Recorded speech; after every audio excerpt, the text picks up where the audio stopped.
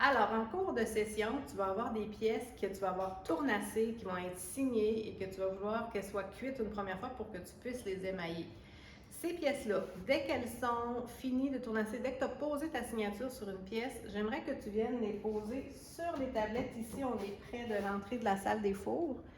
Il y a un inscrito, pièces tournassées prêtes pour biscuits. Bon, là, c'est plein d'autres pièces là, qui sont parce qu'on est entre deux sessions, donc les tablettes sont occupées, mais ces tablettes-là ici vont être vides et c'est là que tu déposes tes pièces prêtes pour le biscuit.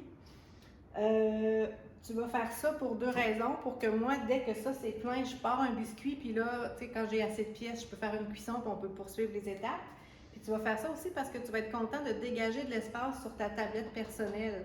Si tu gardes toutes tes pièces tournassées, celles qui sont en séchage, celles biscuitées pour les mains, si tu gardes tout ça sur ta tablette personnelle, tu vas manquer d'espace. Donc, dès que tes pièces sont prêtes à être biscuitées, tu viens de les mettre ici. Même chose pour les pièces prêtes à émailler. Ça va être la pièce prête à cuire pour l'émail, les pièces qui sont émaillées. Ça va être la tablette juste ici en dessous.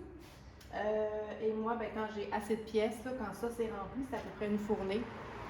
Je pars la fournée, puis voilà.